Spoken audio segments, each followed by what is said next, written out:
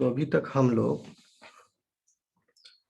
Glycolysis पढ़ लिए इस सेक्शन का एंड एचएमपी सेंट हम लोग पढ़ लिए। अब हम लोगों को पूछना है आपको क्या? आवाज आ रही है? ओके, सब लोग म्यूट कर लीजिए। Okay, so the term in your syllabus is, क्या लिखा हुआ है?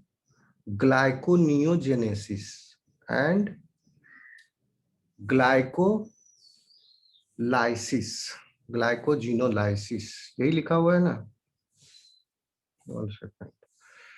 Yes sir. Gluconeogenesis and glycogenolysis. तो ग्लाइकोनियोजेनेसिस एक्चुअली क्या है? The formation of glycogen from,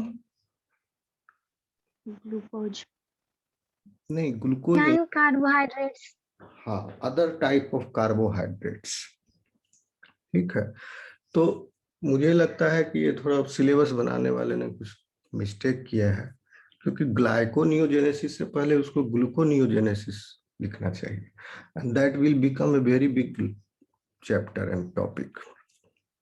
तो सिलेबस जो है ऐसा है कि लग रहा है ये ग्लाइकोजन मेटाबॉलिज्म यानी सिंथेस, ग्लाइकोनियोजेनेसिस कहने के बदले सिंथेसिस ऑफ ग्लाइकोजन से इसका मतलब है, क्योंकि नेक्स्ट टर्म है glycogenolysis, means the breakdown of glycogen. तो first should be the synthesis of glycogen. Okay, so synthesis of glycogen में फिर आ जाएगा कि ग्लाइकोजन कैसे बन रहा है। या तो ग्लाइकोजन बनेगा आपका मसल में जो लैक्टिक एसिड प्रोड्यूस्ड हो गया है, ठीक है, during vigorous exercise the lactic acid will be converted to pyruvate and then pyruvate will be converted into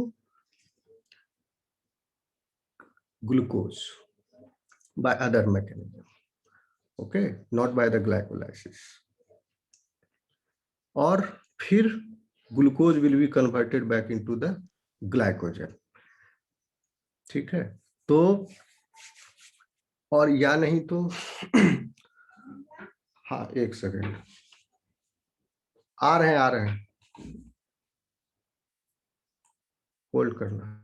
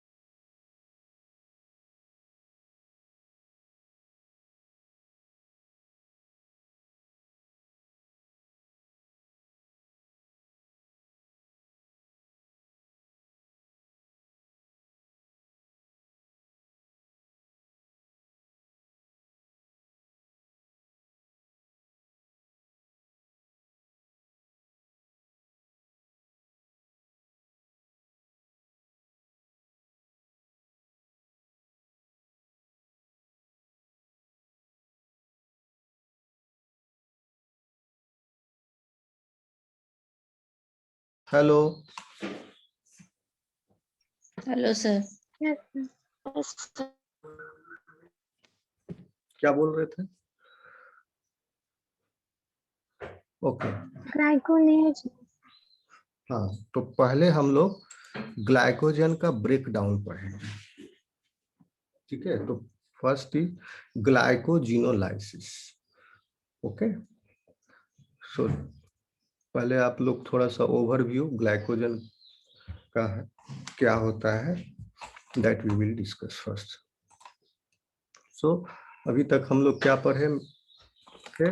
glucose का breakdown via glycolysis and pentose phosphate pathway. Okay, so now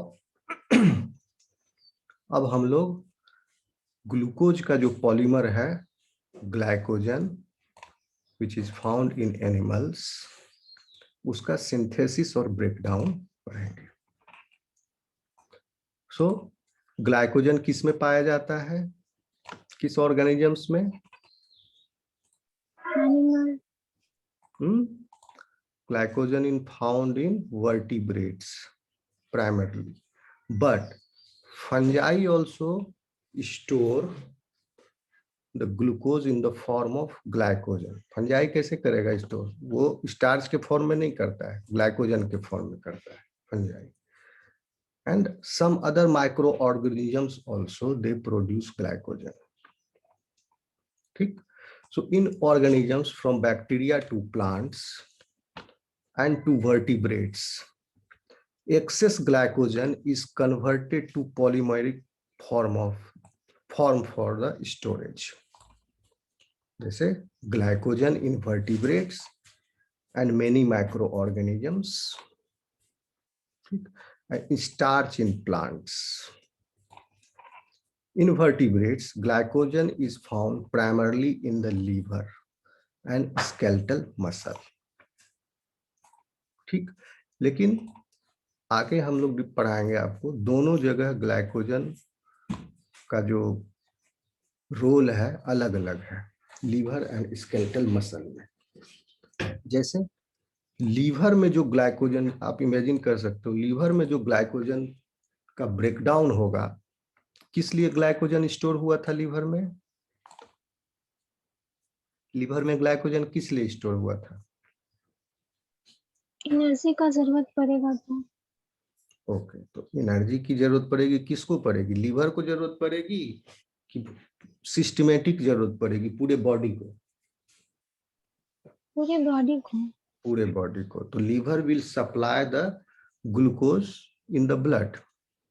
तो इसके लिए क्या जरूरी है? ग्लूकोज जो है, अब ग्लाइकोजन जो है अब सेल में है, ठीक, तो उस सेल में से ग्लूकोज, ग्लाइकोजन से ग्लूकोज अलग होकर के ब्लड के सर्कुलेशन में एंटर करे, ठीक। तो यहाँ पर डिफरेंट तरह का मैकेनिज्म है। क्यों? क्योंकि ग्लूकोज सेल के अंदर जा रहा था पहले for utilisation, catabolic reaction. Now glucose will come outside of the cell, ठीक है। तो ग्लूकोज जब बाहर, अब बताया था कि ग्लूकोज जो है ग्लूकोज 6 फॉस्फेट में बन जाता है, ट्रैप हो जाता है सेल में। तो सोचिए अब ग्लूकोज जो है पहले फॉस्फेट फॉर्म में है, अब फॉस्फेट से डी फॉस्फेट फॉर्म में होगा, आएगा वो, और उसके बाद वो फिर प्लाज्मा मेम्ब्रेन से क्रॉस करके एक्स्ट्रा सेलुलर फ्लूइड में आ जाएगा by transporters, different proteins which is present in the plasma membrane. तो ये लीवर के केस में है। But in the case of the skeletal muscle, इसमें ग्लाइकोजन किस लिए स्टोर हुआ था? बॉडी के लिए स्टोर हुआ था कि for its own utilisation? Own utilisation. Own utilisation. इसीलिए कम मात्रा में स्केलेटल मसल में स्टोर होता है, लीवर में बहुत ज्यादा स्टोर होता है। तो इसमें वो प्रॉब्लम नहीं है। ग्लूकोज जो फॉस्फोराइलेटेड फॉर्म में, ग्लूकोज 1 फॉस्फेट एक्चुअली अलग होता है ग्लाइकोजन से, ठीक है। तो आप यहाँ पर कंफ्यूज नहीं करोगे, जैसे ग्लूकोज 6 फॉस्फेट और ग्लूकोज 1 फॉस्फेट में, ओके। तो जैसे बोले थे कि कार्बोनिल कार्बन का फॉस्फोराइलेशन नहीं हो सकता, तो phosphorylation of the carbonyl carbon is here happening but in different way. जैसे कि कार्बोनिल कार्बन का जो हाइड्रोक्सिल ग्रुप OH ग्रुप था, उस OH में oxygen is remain there in the glucose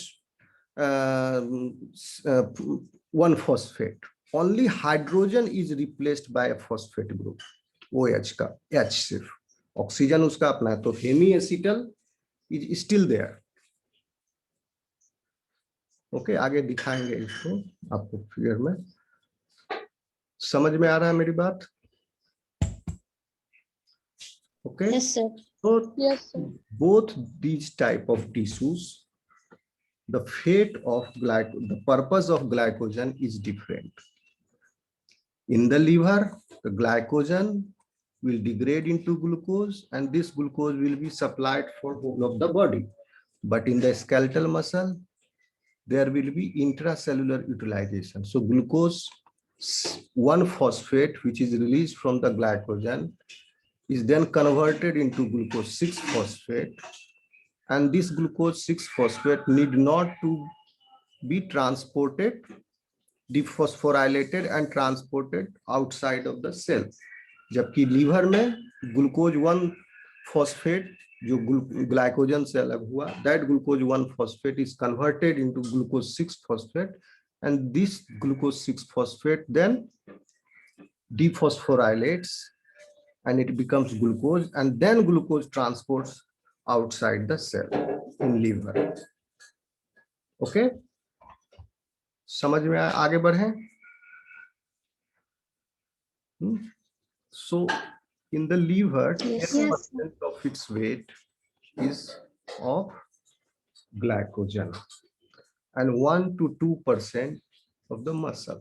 तो मसल में देखिए लीवर से 5 या 10 गुना कम ग्लाइकोजन है मसल में.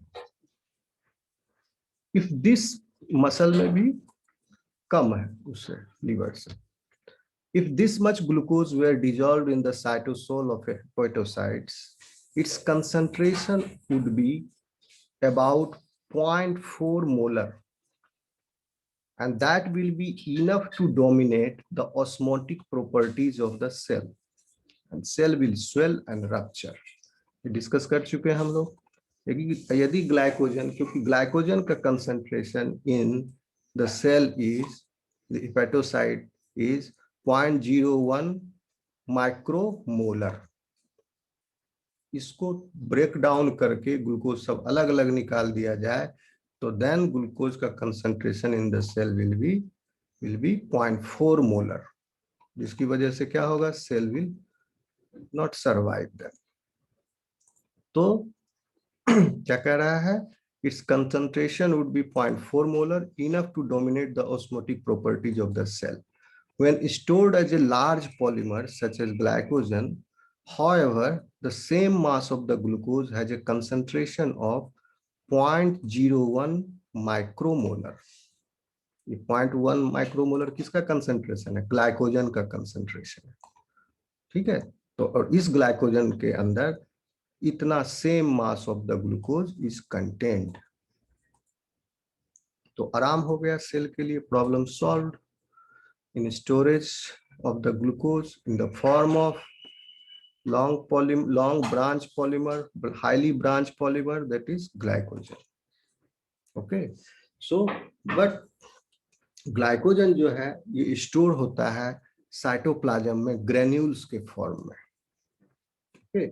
छोटा ग्रेन्यूल, बड़ा ग्रेन्यूल, छोटा छोटा ग्रेन्यूल मिलके एक बड़ा ग्रेन्यूल बनाता है.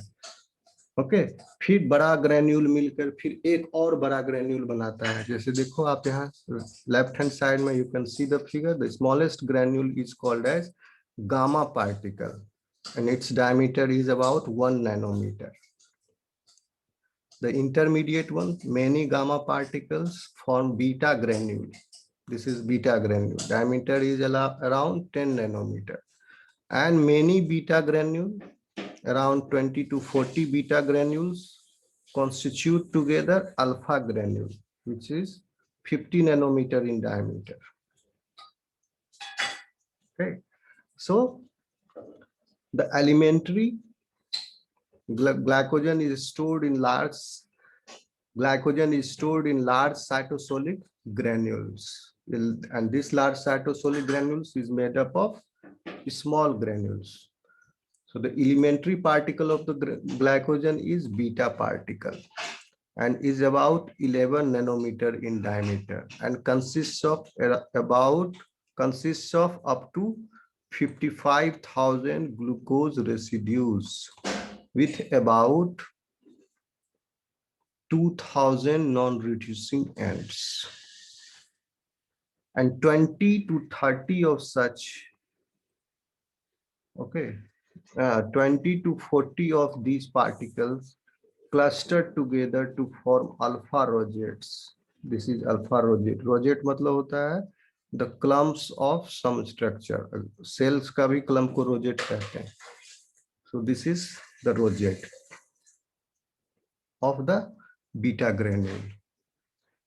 easily seen with the microscope. This can be seen in the microscope in the tissue samples from well-fed animals. खाया पिया जानवर चूहा होगा, फास्टिंग चूहा नहीं, खाया पिया चूहा में ये दिखेगा लीवर का सेक्शन में, if you stand it accordingly, but is essentially absent from a 24-hour fast.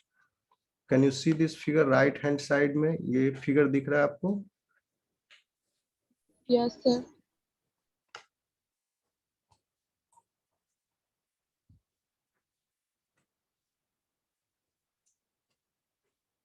You can observe the difference between these two figures. ये हेपेटोसाइट का सेक्शन है. The large blue जो ये दिख रहा है आपको, this sphere is nucleus, and this purple color boundary, this is the plasma membrane. Okay, you can see each, you can see different cell is there. Okay, and this purple color, maroon color, this is glycogen.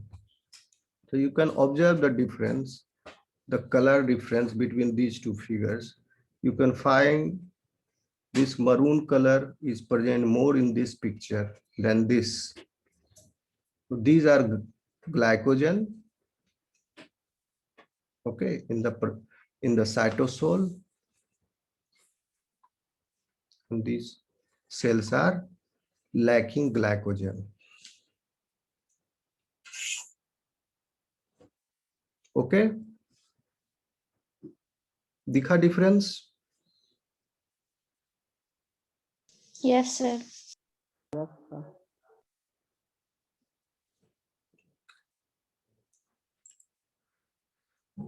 So glycogen का muscle में क्या role है? Glycogen in muscle is there to provide a quick source of energy for either aerobic or anaerobic metabolism. ठीक है, aerobic और anaerobic metabolism. अगर बहुत ज्यादा एनर्जी की जरूरत है उसको, तो बहुत ज्यादा ऑक्सीजन की भी जरूरत होगी to complete it aerobic cycle of the respiration. Okay, but when the demand is not fulfilled, then because the skeletal muscle is already exercising, it needs energy. So glycolysis provides the energy. So that is the anaerobic part, and then accumulated pyruvate will be converted into the lactate. और फिर lactate से जब फिर aerobic condition maintained होगा, oxygen supply reach hoga, then it will be converted back to pyruvate, and then it will again enter the aerobic mode of the respiration via acetyl coenzyme A. Okay, so the muscle glycogen can be exhausted in less than an hour during vigorous activity. क्यों खत्म हो जाएगा 1 घंटा में जल्दी से? क्योंकि एक ग्लूकोज मॉलिक्यूल ग्लाइकोलाइसिस के थ्रू सिर्फ 2 एटीपी दे रहा है, तो उस एनर्जी को हार्वेस्ट करने के लिए बहुत सारा ग्लाइकोलाइसिस चलेगा, तो ग्लाइकोजन जो है डिप्लीट हो जाएगा और लैक्टेट एक्यूमुलेट हो जाएगा during vigorous activity. Okay, so liver glycogen serves as a reservoir for glucose for other tissues when dietary glucose is not available. तो उसके बाद फिर liver से glycogen will be broken down and will be supplied in the blood and it will be taken up by the skeletal muscle. तो क्या होता है, कभी कभी मसल एग्जॉस्ट कर जाता है, कोई इतना ज्यादा एक्सरसाइज किया कि अब फर्दर उसमें अब एनारोबिक मेटाबॉलिज्म की तरफ जाने के लिए भी ग्लूकोज जो है नहीं बचा है. ठीक, कहने का मतलब कि दोनों मोड ऑफ रेस्पिरेशन, एरोबिक चाहे एनारोबिक, पहले तो ऑक्सीजन कम हो गया, तो अब क्या होगा कि ग्लाइकोलाइसिस के थ्रू सारा एनर्जी ले रहा है, मतलब मेजॉरिटी ऑफ द थिंग्स, तो क्या होगा, ग्लूकोज डिप्लीट हो गया. अब ग्लूकोज डिप्लीट हो गया तो ग्लाइकोलाइसिस ही नहीं होगा. ठीक है, तो उस समय मसल जो है पूरा फटीग हो जाता है. अब लीवर से glucose will be produce, will be given. ठीक, आ रहा है समझ में?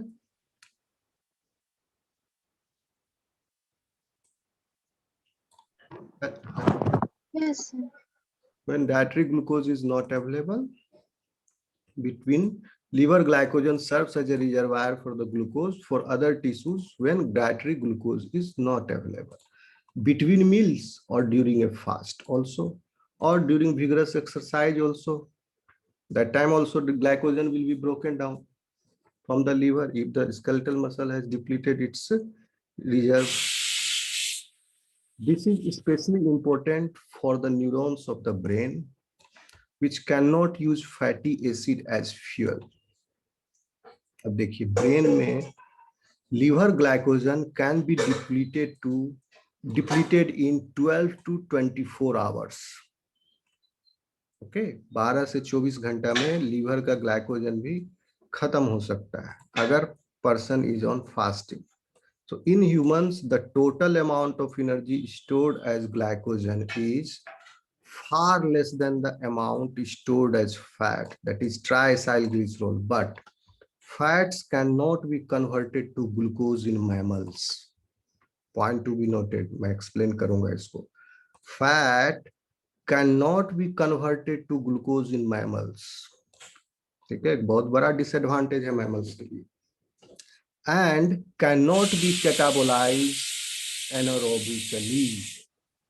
इसीलिए चूंकि fat can not be converted to glucose in mammal, so fat जो है एनारोबिकली कैटाबोलाइज नहीं हो सकता है.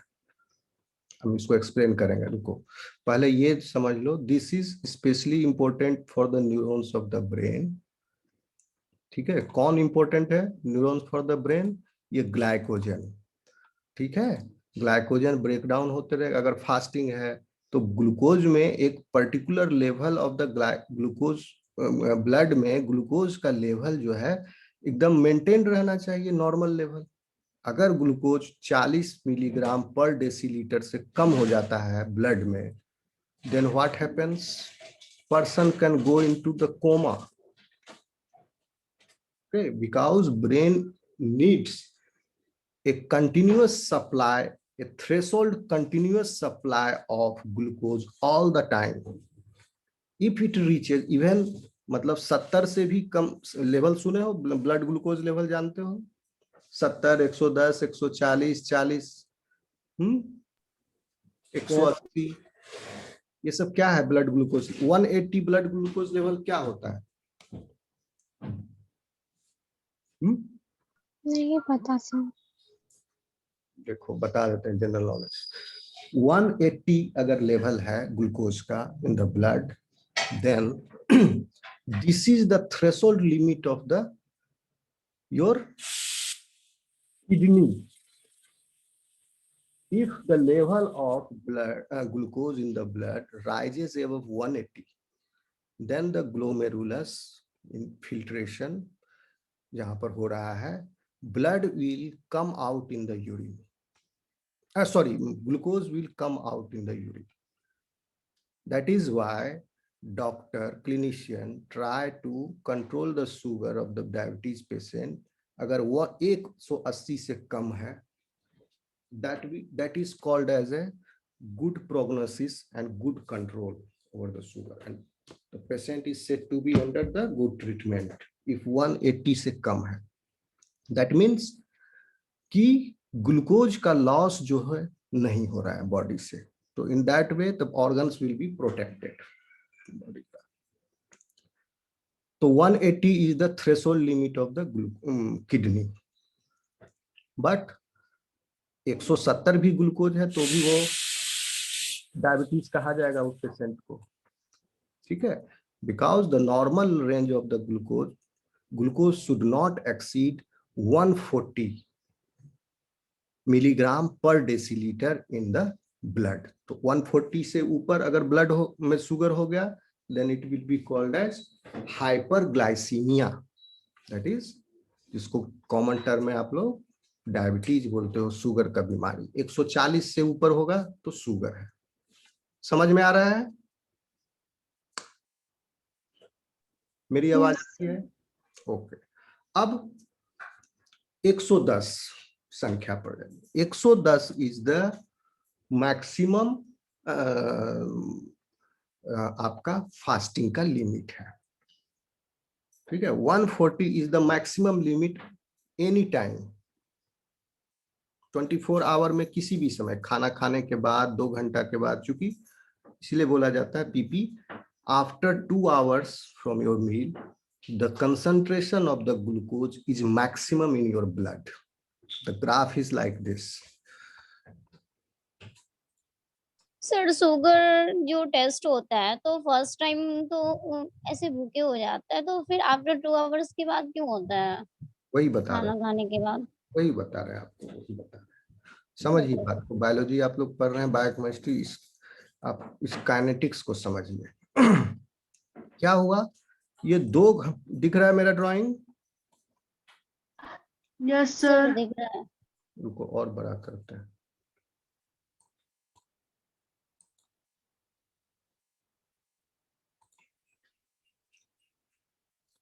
बेसिक को समझिए आप।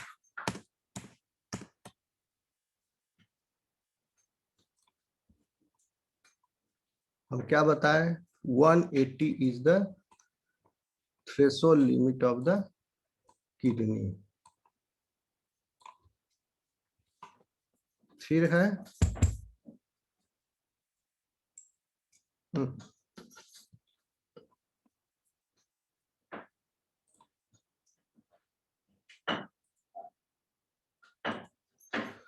फिर है 140,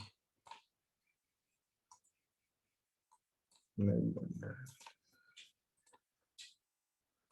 140 से ज्यादा शुगर अगर होगा तो it will be called as hyperglycaemia.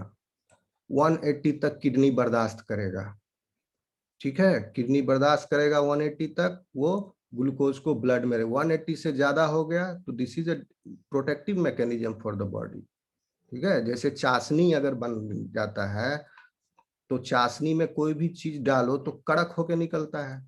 चाशनी में जलेबी डालो, खाजा डालो, बालूशाही डालो, क्या होगा, कड़क होके निकलेगा। उसके ऊपर शुगर का कोटिंग हो जाता है। सो क्या है, अगर ब्लड में अगर शुगर का कंसेंट्रेशन बढ़ते गया, ज्यादा हो गया, तो blood has become like a चाशनी।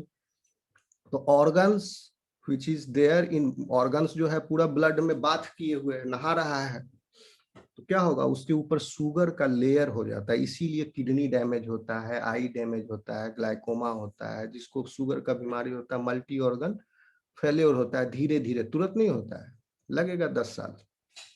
अगर वो शुगर कंट्रोल नहीं किया तो किडनी में जाएगा उसका, और भी ऑर्गन्स जाएंगे।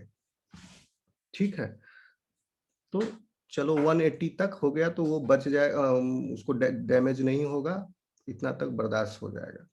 अब क्योंकि इससे ज्यादा होगा तो क्या करेगा, शुगर को फेंकना शुरू कर देगा यूरिन में। ओके, लेकिन फिर भी कितना भी शुगर, उसका भी एक सीमा है, कितना फिल्टर करेगा, क्योंकि यूरिन बनने का भी एक रेट है, there is a rate in the body, urine filtration का भी रेट है। अब शुगर इतना ज्यादा हाई है कि यूरिन में फिल्टर करने के बावजूद भी ब्लड में हाई ही रह जा रहा है, जो कि बहुत गड़बड़ डायबिटिक पेशेंट होते हैं। उनका क्या होता है, sugar level 250, 300, 500, I have seen 1200, 1300 sugar patients. ठीक है, तो अब उस केस में क्या हुआ, किडनी भी उसका जाम हो गया, ग्लोमेरुलस सब खराब हो गया, किडनी क्रिस्टल्स बन गए वहां, शुगर क्रिस्टल्स। छन्ना में क्रिस्टल बन जाएगा, चाय का छन्नी जाम हो जाता है, तो वो हो गया किडनी डैमेज। अब देखिए, चलो अब नॉर्मल कंडीशन आपको बताते हैं। आ रही है मेरी आवाज? Yes yes, sir. ओके। अब 140 से नीचे है आपका 110। अभी जो आपने क्वेश्चन किया उसके पहले आप समझिए glucose metabolism, glucose absorption and the rise of the concentration of in the glucose, how it happens. See this graph.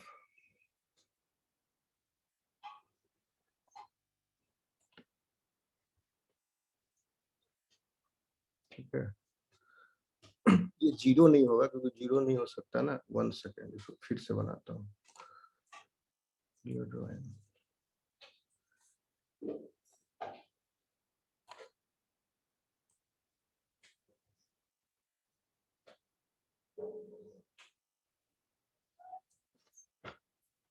ठीक। अब ये हो गया आपका 0 पॉइंट,